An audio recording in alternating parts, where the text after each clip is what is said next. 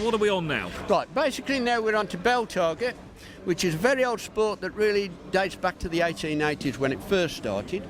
Very much this was very dapper, wasn't it? It was very dapper. That's a photograph really from 1920 of Mr. Albert Day and Mr. A. Stanton that won the Bell Target Cup in 1920. Look at the trophies. Donated by Wolverhampton Council. Really? And really, in those days, they were using Lincoln Jeffries rifles and things like that, the real old stuff. And I believe one of your colleagues is using one of the colleagues over there, Dave, has actually got a Lincoln Jeffries that we've just refurbished because we wanted to show the sport to really, at this particular show, as traditional sport. Yeah, it's traditional. It's a traditional pub sport in the area. Since we've started promoting the sport... Come on, slow down there. A traditional pub sport. So, you know, we're talking 1880s. 1880s, through to what? Through to... Well, I started, where are we, about 10 years ago I started competing. In Wolverhampton League, 10 years ago, we got 15 teams. Yeah. We're now down to 5 in Wolverhampton. Okay, no, in its prime, what in its prime, in Birmingham, at one stage in the late 1920s, at one stage there were 1,200 clubs in Birmingham. Was there really? All in the local pubs, all around Birmingham? Every pub around Birmingham had got a bell target team. That's fascinating. There's now 4. Goodness me. But out of those 4, we have 8-man teams, so in Birmingham really, there's only about 50 people now that are actually competing, but we compete against each other every week. It's David, was this up and down the country? Yes. Or was it? Yeah. We found that the sport has come so close to dying that really over the last 18 months to 2 years, since we've started re-promoting again, and I pulled a team together to help me to try and bring the sport back from the dead. Yes. And we've actually now got someone who is actually making bell targets again for us, because we've got a shortage of bell targets, because even though there were thousands of teams, the number of bell targets that must have gone into skips when old pubs were ripped apart and God knows what. Yeah. So we're having to remanufacture bell targets. We're still using very old equipment, but we are desperate to bring the sport back. It is such a traditional sport that we cannot afford to let it die. No, absolutely. So that's absolutely fascinating. That is what these guys are about. And there's also some wonderful photographs around of all the different teams. And I have to say, this one here, I mean, this is fabulous, isn't it? Well, yes, I've got one at home that actually my great-grandfather used to compete at a pub that is actually about 100, well, it was 150 yards from my house now, but unfortunately it's been demolished and it's now a housing estate. Unfortunately, that's quite common around the country now, I think. That. But really, that photograph has got sort of 10 guys for the team, all sat there, all got the bowlers on and the top hats and the suit and the sort of wing collars and stuff, and they're all sat there with the Lincoln Jeffries rifles, which were sort of 3 foot long. Yeah, they are. And it's a superb photograph of the history. Yeah. Of you know, I think probably bell target was probably the earliest competitive. That was what I was going to ask you next. Airgun sport. Yeah. Is it one of our earliest sports? Yes. It probably is. Yeah. Fascinating. And really now, Brian there's got an old Walther LGR. That rifle's about 30 odd years old. The one that Dave got there, the Lincoln Jeffries, is around 1910. There's a little cadet major there that we've got Nigel over there. His dad actually shortened that for him because Nigel started shooting when he was about 8, shooting bell target. And then really we've got the Edge rifle, which is made by Gunpowder, which is really a pre-charged pneumatic match gun that really we're starting to use because it comes in at basic level. Yeah, absolutely. Because some of the guys actually use things like the latest Anschutz. I use an Anschutz 8002, so it is. I use the very latest kit, but at the same time, that's my Walther over there as well, and I use one of those. So depends what mood I'm in, whether I want to go traditional or whether I want to go modern. Wonderful. Right, where does that lead us on to? Right. From that, then really on the bottom corner here, then we've got the National Small Bore Rifle Association, which really based out of Bisley, and that they do all of the 10-metre match stuff, rifle, pistol, the Olympic disciplines, and that side of the thing. And really here we've got a range similar to my pistol range, but really they are doing and coaching really standing shots and coaching Olympic discipline, and giving people a taste of the sport and the sport of paper punching, which I participate in as well, 6 yard and 10 metre. and just letting people have a go at it. All the coaches here, we've got ladies, gents, mixed ages, and all thoroughly enjoying themselves. And all thoroughly enjoying themselves and having a great time. And again, it is a different sport. It's something that I've gone into really over the last 3 to 4 years, I suppose. I went from bell target, I've started shooting paper target now. I'm getting a little bit older. My sport was field target. It's outside, it's in the wet, it's in the cold. Yes. I'm getting older and I don't particularly enjoy crawling around in the mud anymore. So now I've started doing paper punching and things like that. And if someone had told me 10 years ago that I would enjoy shooting holes in a bit of paper at 10 metres, I really would have said no chance. But I do actually enjoy it, and I meet a friend of mine who's got really bad rheumatoid arthritis every Thursday, and there's a group of us get together. Aldersley Ranges at Wolverhampton. We get together Thursday afternoon, go and have a meal, then we go down the range, we have a great time, have a bit of fun. And I think that's the we key shoot to it, we shoot postal competitions, so we have a ball. And Tony, actually, the guy with the rheumatoid arthritis, he's recently started doing pistol shooting because he can no longer do rifle. So he's doing pistol stuff. But really, he's an ex-gamekeeper. Yes. And when he first started doing paper shooting with me, he said he sort of 20 years ago, he really did look down on shooting paper targets. Yeah, I'm sure. He was out there controlling vermin on the shoot. Yeah.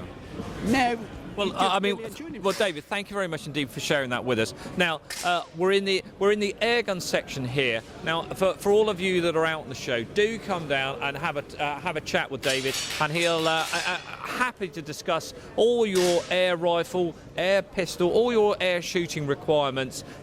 David can point you in the right direction. Thanks very much indeed for sharing that with us, David, and we hope all goes well. Thank you very much, John. Thank you. Thank you.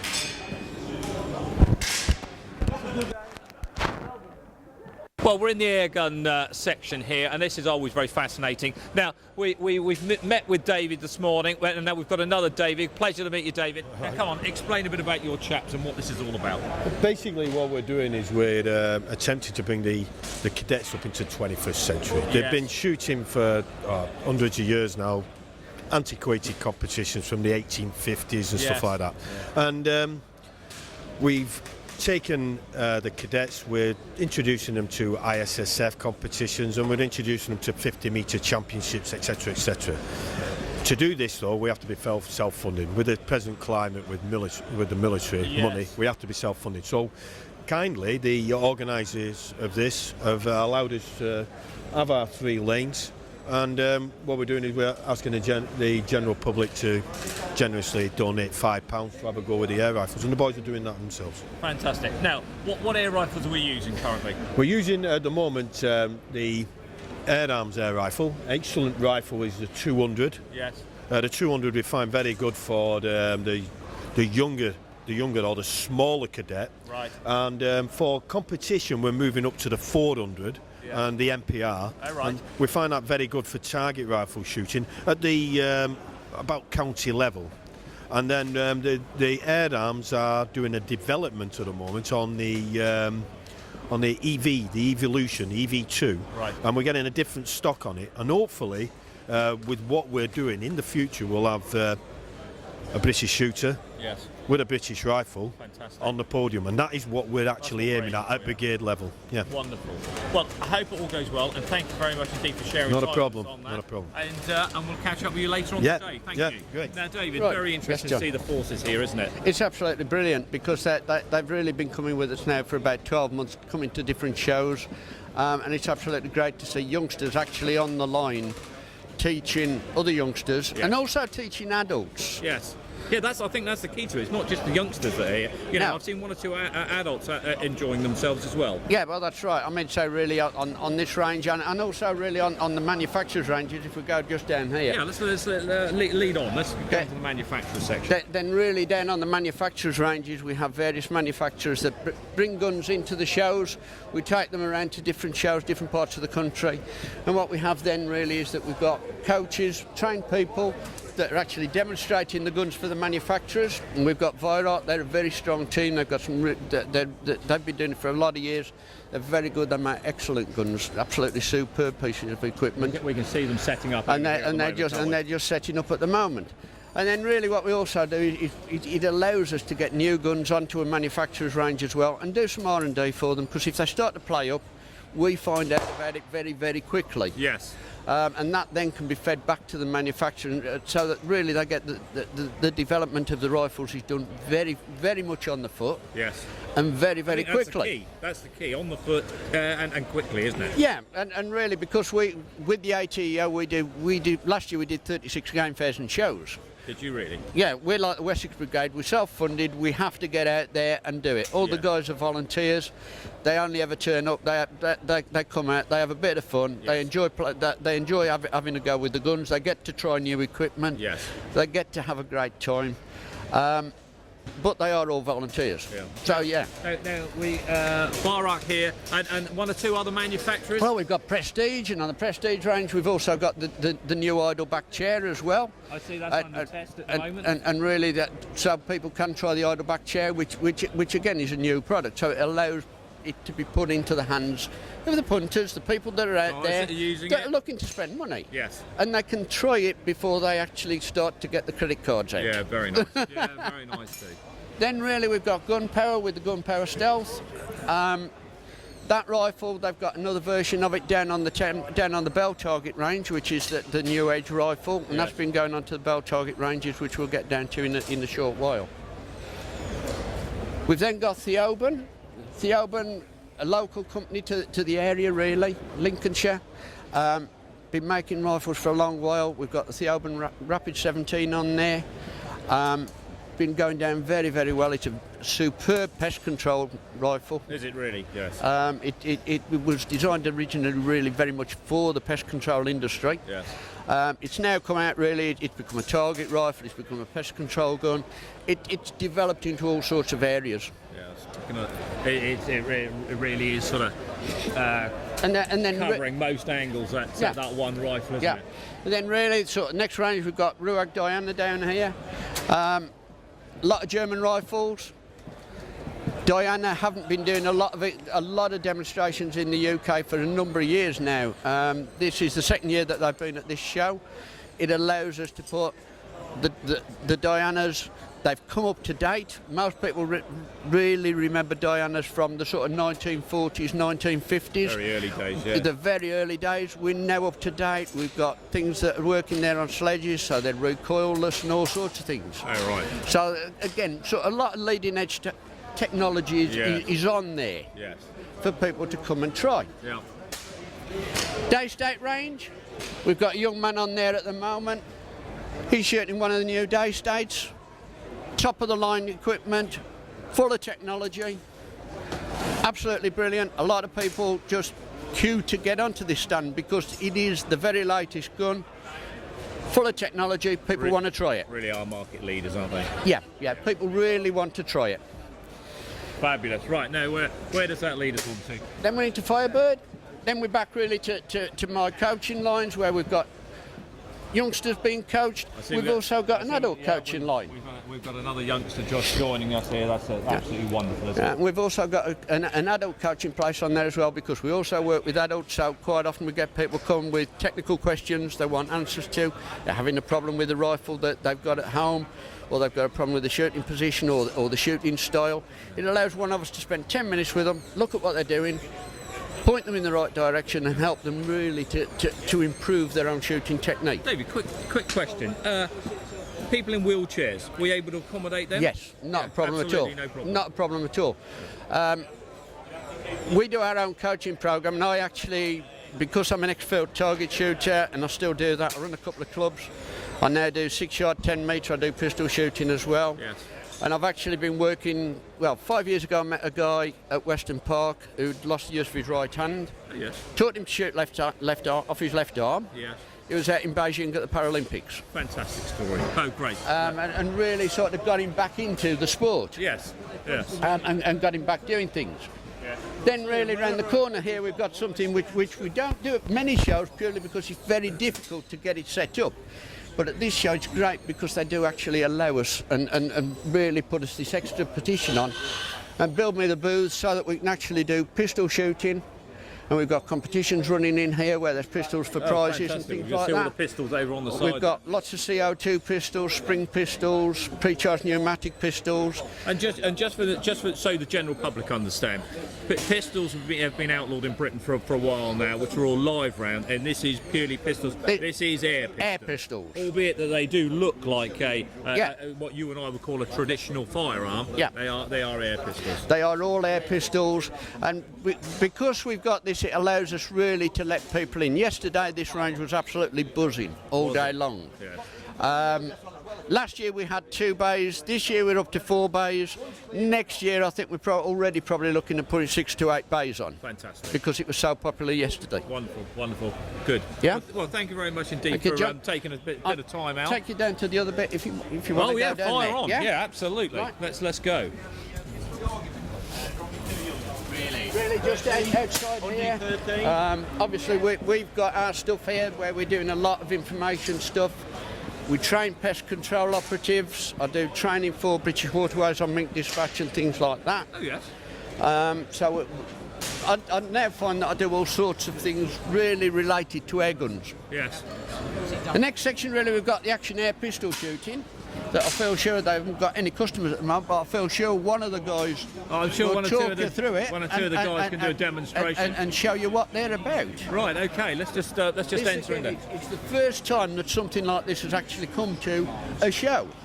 So it's been a steep learning curve for them. And I know I was talking to them last night, and they said that they'd had a brilliant day yesterday. Good. Well, David, let me just leave you there for 1 second. Let me just go there.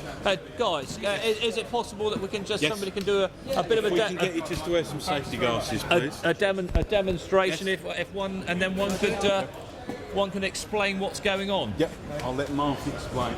Mark, pleased to meet you. Yes. Pleased to meet you. How are Right, you? Mark, Hi. I'm very well. Right, now come on, explain what your colleagues are doing here.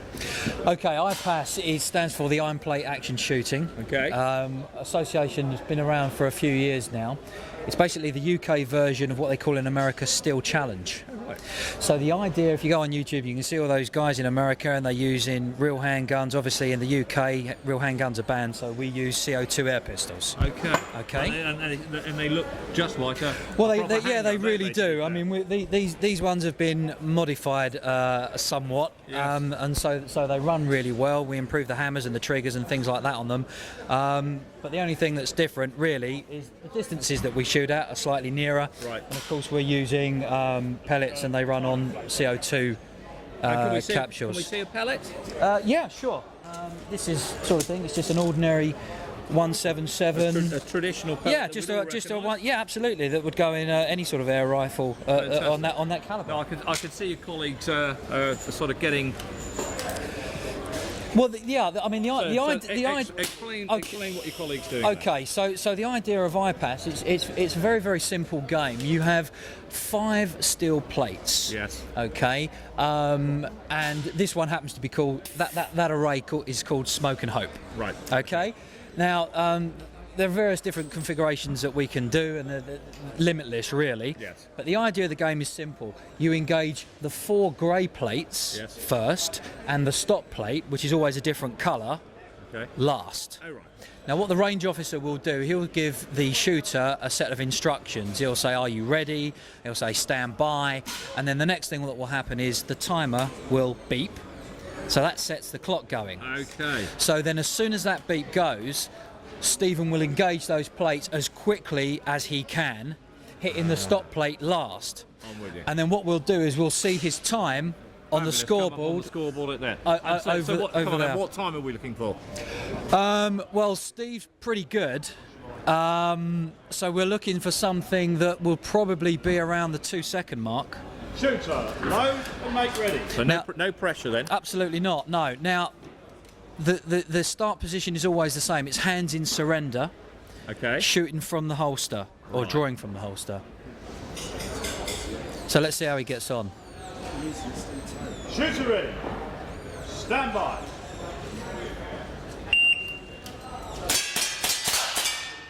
.244. Goodness me. Now I think he's Make ready.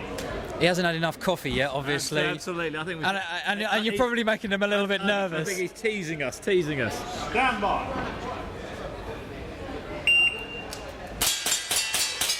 213. Yeah. We really need you to do a little bit better than that, if possible.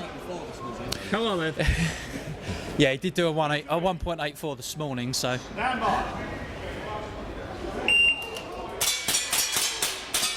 226. Now he even did a top up there, and he's still doing 2.26 seconds, even with 6 shots. So It's quite amazing, isn't it? Shooter ready. Stand by.